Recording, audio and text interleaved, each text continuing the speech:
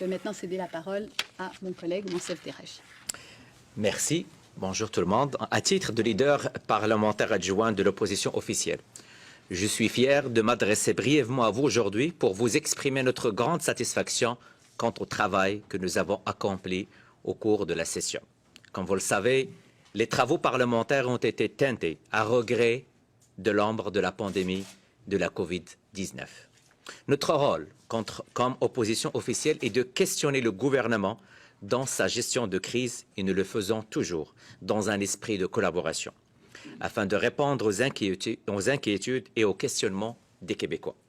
Nous avons questionné le gouvernement avec plus de 130 questions concernant les enjeux liés à la santé et à la santé mentale. Plus de 100 fois concernant l'éducation, les sports et les loisirs. Plus de 180 fois sur l'économie, les régions et les enjeux éthiques et déontologiques de la CAQ. Pour soutenir nos questionnements lors de la période des questions, nous avons utilisé les outils parlementaires de notre règlement afin de proposer et soumettre plusieurs idées. Un premier mandat d'initiative a été proposé par mes collègues de Darcy Magui et de Maurice Richard dès le mois d'août pour demander d'étudier les conséquences de la pandémie de la COVID sur la santé mentale des Québécois. Un second, comme vous le savez, demandait l'audition du directeur national de la santé publique, Dr Arruda. Vous aurez constaté que seule cette dernière proposition a été retenue.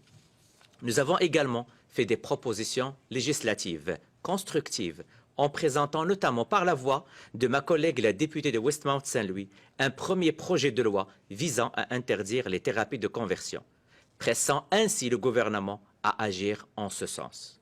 Nous avons aussi proposé par la voix de mon collègue le député de Marquette un projet de loi afin d'interdire les batailles pour les mineurs dans les sports pour les protéger et éviter les problèmes de santé qui peuvent en découler.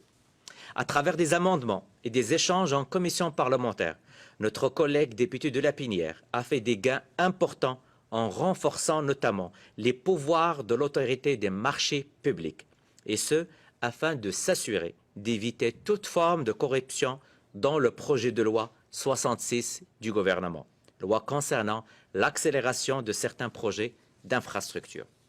Finalement, je rappelle qu'à notre initiative, le ministre des Finances a été entendu à la Commission des finances publiques concernant la politique budgétaire du gouvernement. Cette audition nous a permis d'apprendre notamment que les sommes prévues dans le budget pour l'achat d'équipements médicaux au Québec n'étaient que la poudre aux yeux et que la plupart de ces achats se faisaient à l'étranger. Nous avons été une opposition officielle efficace, rigoureuse, à l'écoute et constructive, et ce, dans l'intérêt supérieur de l'ensemble des Québécois.